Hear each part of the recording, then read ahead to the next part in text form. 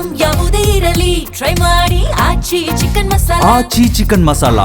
ಚಿಕ್ಕೋಡಿಯಲ್ಲಿ ಅವಾಂತರ ಸೃಷ್ಟಿಸಿದೆ ಅಕಾಲಿಕ ಮಳೆ. ಭಾರೀ ಬಿರುಗಾಳಿ ಸಮೇತ ಮಳೆಗೆ ಅನ್ನದಾತ ಕಂಗಾಲಾಗಿ ಹೋಗಿದ್ದಾರೆ. ಕೈಗೆ ಬಂದ ತುತ್ತು ಬಾಯಿಗೆ ಬಾರದಂತಹ ಪರಿಸ್ಥಿತಿ ಸದ್ಯ ರೈತರಿಗೆ.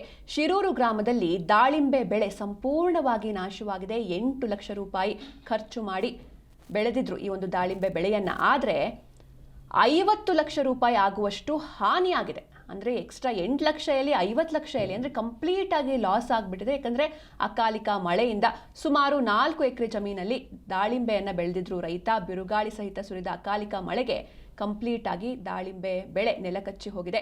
ಬೆಳಗಾವಿ ಜಿಲ್ಲೆ ಕಾಗವಾಡ ವಿಧಾನಸಭಾ ಮತಕ್ಷೇತ್ರದ ಶಿರೂರು ಗ್ರಾಮ ಇದು. ನೀವು ಕೂಡ ನೋಡ್ತಾ ಇದ್ದೀರ ದೃಶ್ಯದಲ್ಲಿ. ಅಂದರೆ ಪಾಪ ಕಷ್ಟಪಟ್ಟು ಸಾಲ ಸೂಲ ಮಾಡಿ ಬೆಳೆಯನ್ನು ಬೆಳೆದಿರ್ತಾರೆ.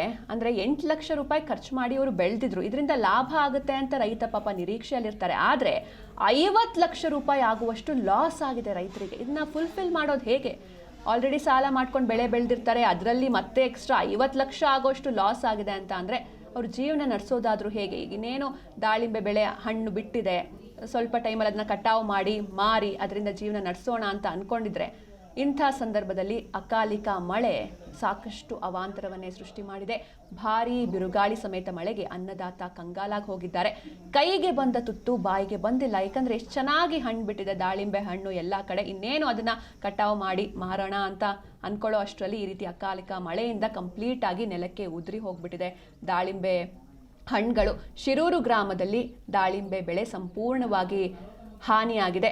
ಸುಮಾರು 4 ಎಕರೆ ಜಮೀನಲ್ಲಿ ದಾಳಿಂಬೆಯನ್ನು ಬೆಳೆದಿದ್ರು ರೈತ. ಬಿರುಗಾಳಿ ಸಹಿತ ಸುರಿದ ಅಕಾಲಿಕ ಮಳೆಗೆ ದಾಳಿಂಬೆ ಬೆಳೆ ನೆಲಕಚ್ಚಿ ಹೋಗಿದೆ. ಬೆಳಗಾವಿ ಜಿಲ್ಲೆ ಕಾಗವಾಡ ವಿಧಾನಸಭಾ ಮತಕ್ಷೇತ್ರದ ಶಿರೂರು ಗ್ರಾಮದಲ್ಲಿ ಈ ರೀತಿ ದೃಶ್ಯಗಳು ಕಂಡು ಬಂದಿದೆ.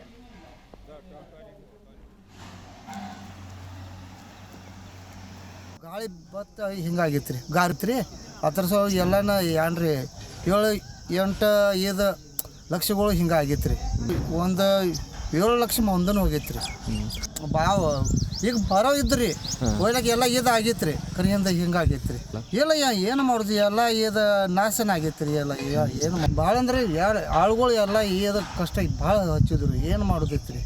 ಅವ್ರವ್ರು ಏನ್ರ ಮಾಡ್ಬೇಕ್ರಲ್ಲ ಅವರು ಹೆಂಗೈತಿ ಪರ ಏನ್ರಿ 8-7 ಲಕ್ಷ ಇದಾಗೈತ್ರಿ. ಪರಿಹಾರ ಆಗೈತ್ರಿ. ಏನ್ರಿ ಸಹಕಾರಿ ಮಾಡ್ಬೇಕ್ರಿ. ಅವರು 8 ಲಕ್ಷ ಕಣೆ ಆಗೈತ್ರಿ. ಏನ್ರಿ ಪರಿಹಾರ ಆಗ್ಬೇಕ್ರಿ.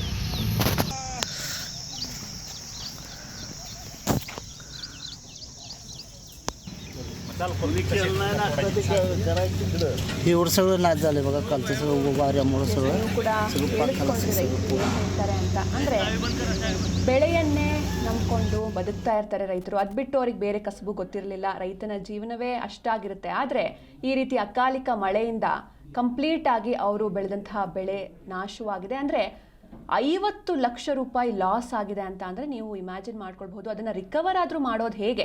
ಆಲ್ರೆಡಿ ಸುಮಾರು ಕಷ್ಟಪಟ್ಟು ಅದಕ್ಕೆ ಗೊಬ್ಬರ ಆಗಿರ್ಬೋದು, ಸ್ಪ್ರೇ ಆಗಿರ್ಬೋದು, ಔಷಧಿ ಇದೆಲ್ಲವನ್ನ ಹಾಕಿ ಒಂದು ಬೆಳೆಯನ್ನು ಬೆಳೆದಿರ್ತಾರೆ. ಅಥವಾ ಕೀಟನಾಶಕಗಳು, ಇದಕ್ಕೆ ಆಲ್ರೆಡಿ ಸಾಕಷ್ಟು ಖರ್ಚಾಗಿರುತ್ತೆ. 8 ಲಕ್ಷ ರೂಪಾಯಿ ಖರ್ಚು ಮಾಡಿ ದಾಳಿಂಬೆ ಬೆಳೆಯನ್ನು ಬೆಳೆದಿದ್ರು. ಆದರೆ ಇದೀಗ 50 ಲಕ್ಷ ರೂಪಾಯಿ ಆಗುವಷ್ಟು ಹಾನಿಯಾಗಿದೆ ಅಂತ ಅಂದರೆ ಇದನ್ನು ರಿಕವರಿ ಮಾಡೋದು ಅಷ್ಟೊಂದು ಈಸಿ ಅಲ್ವೇ ಅಲ್ಲ. ಸುಮಾರು 4 ಎಕರೆ ಜಮೀನಲ್ಲಿ ದಾಳಿಂಬೆಯನ್ನು ರೈತ ಬೆಳೆದಿದ್ರು. ಆದರೆ ಅಕಾಲಿಕವಾಗಿ ಸುರಿದಂತಹ ಮಳೆ, ಬಿರುಗಾಳಿ ಸಹಿತ ಸುರಿದ ಅಕಾಲಿಕ ಮಳೆಗೆ ದಾಳಿಂಬೆ ನೆಲಕಚ್ಚಿ ಹೋಗಿದೆ. ಈ ಬಗ್ಗೆ ಹೆಚ್ಚಿನ ಮಾಹಿತಿಯನ್ನು ನೀಡ್ತಾರೆ ನಮ್ಮ ಪ್ರತಿನಿಧಿ ಶಹಬಾಜ್. ಇನ್ನು ಮಳೆ ಚಿಕ್ಕೋಡಿ ಭಾಗದಲ್ಲಿ ಏನೆಲ್ಲ ಅವಾಂತರಗಳನ್ನು ಸೃಷ್ಟಿ ಮಾಡಿದೆ, ರೈತರು ಏನು ಹೇಳ್ತಿದ್ದಾರೆ ಅಂತ? ಬೆಳಗಾವಿ ಗಡಿ ಭಾಗದಲ್ಲಿರುವಂತಹ ನಿಪ್ಪಾಣಿ ತಾಲೂಕಿನಲ್ಲಿ ಬರುವಂತಹ ಮಾನ್ಕಾಪುರ ಗ್ರಾಮದಲ್ಲಿ ಹಾಗೂ ಅಥಣಿ ತಾಲೂಕಿನಲ್ಲಿ ಬರುವಂತಹ ಶಿರೂರು ಗ್ರಾಮದಲ್ಲಿಯೂ ಕೂಡ ಭಾರಿ ಮಳೆ ಅವಾಂತರ ಮಾಡಿರುವಂತದ್ದು. ಇಲ್ಲಿ ಓರ್ವ ರೈತರು 8 ಲಕ್ಷ ರೂಪಾಯಿಯಲ್ಲಿ ಖರ್ಚು ಮಾಡಿ ಏನು ಬೆಳೆಯನ್ನು ಬೆಳೆದಿದ್ರು, ದಾಳಿಂಬೆ ಬೆಳೆ ಸಂಪೂರ್ಣವಾಗಿ ಹಾನಿಯಾಗಿರುವಂತದ್ದು. 8 ಲಕ್ಷ ಇನ್ವೆಸ್ಟ್ಮೆಂಟ್ ಮಾಡಿ ಅದರಲ್ಲಿ ಸುಮಾರು 50 ಲಕ್ಷವರೆಗೆ ಲಾಭವಾಗಿರುವಂತದ್ದು. ಲಾಭವಾಗುವ ಸಂದರ್ಭದಲ್ಲಿಯೇ ಈ ಒಂದು ಮಳೆಯಿಂದಾಗಿ ರೈತರಿಗೆ ಸಂಬಂಧಪಟ್ಟ ಸುಮಾರು 50 ಲಕ್ಷ ರೂಪಾಯಿಗಳು ಬೆಳೆ ಹಾನಿ ಆಗಿರುವಂತದ್ದು ಸಿಂಚನ. ಅವರು ರೈತರು ಕೂಡ ಈಗ ಅಳಲು ತೋಡಿಕೊಂಡಿರುವಂತದ್ದು ಸಿಂಚನ. ಓಕೆ, ಥ್ಯಾಂಕ್ ಯು ಶಹಬಾಜ್ ನಿಮ್ಮೆಲ್ಲ ಡೀಟೇಲ್ಸ್ಗಾಗಿ.